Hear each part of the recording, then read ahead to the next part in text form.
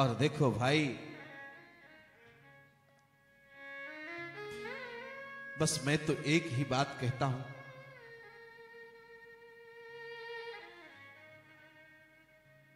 कि एक ही बात मैं कहूंगा,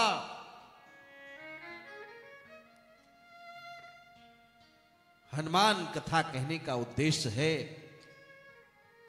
कि हनुमान जी के गुणों का आपके भीतर प्रवेश हो जाए और सनातन धर्म के जो धर्मावलंबी हैं, जो डरे सहमे दबे कुचले से अपने आप को महसूस करते हैं, हनुमान जी की आराधना करेंगे तो वीरता का संचार होगा।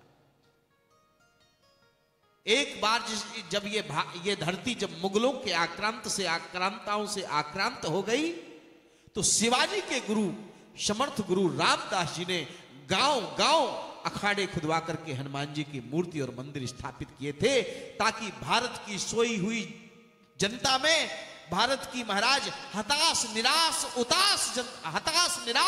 उदास जनता में बल पराक्रम और वीरता का संचार हो और ये जनता फिर से अपने मानव मूल्य और हिंदू सनातन धर्म के मानवीय मूल्यों के प्रति सजग और चैतन्यता का अनुभव करे। और इसलिए हनुमान जी की पूजा गांव गांव उन्होंने मंदिर बनवाए। ये जो गांव गांव में हनुमान जी के मंदिर हैं उस काल के, क्योंकि मुगलों ने आकर के हमारे मंदिरों को नष्ट भ्रष्ट कर दिया।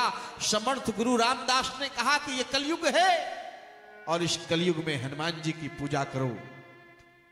हनुमान जी की पूजा करोगे तो तुम्हारे भीतर वीरता आएगी, पराक्रम आएगा और तब जाकर के इन मुगलों से तुम लड़ पाओगे।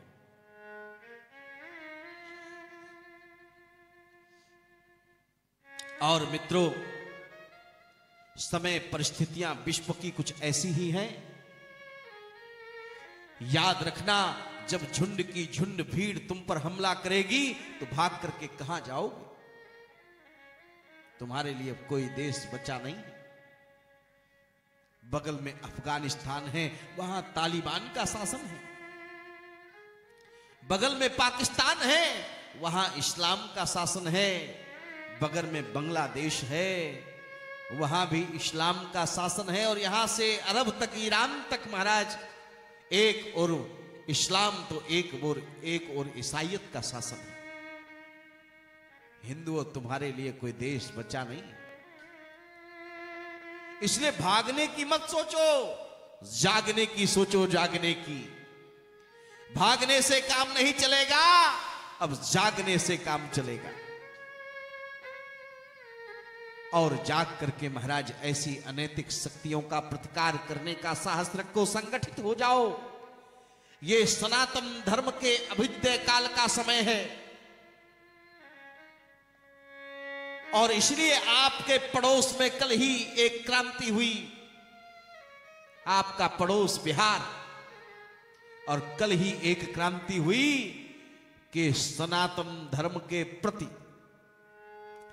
कुछ, पूरी बात नहीं कहता, कुछ भाव रखने वाले लोग फिर से पुनः विजयी होकर के सत्ता पर काबिज हो गए।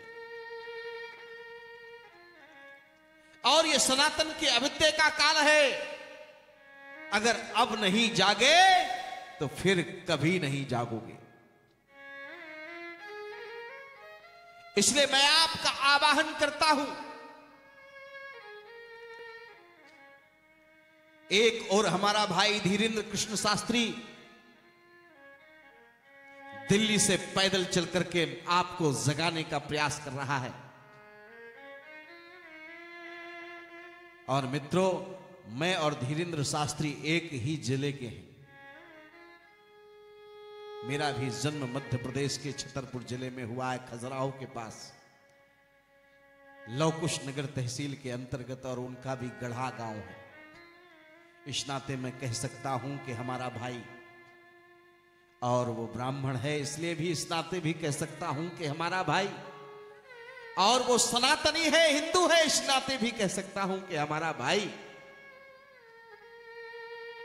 तो धीरेन्द्र कृष्ण जैसा व्यक्ति आपको जगाने के लिए पैदल चल करके दिल्ली से वृंदावन पहुंच रहा है, ताकि तुम्हें अपने खोए हुए मूल्यों का एहसास हो और फिर से अंगड़ाई लेकर के सनातन धर्मावलंबी खड़े हो जाए और एक ऐसी हुंकार भरे कि हिंदू राष्ट्र बन जाए भारत।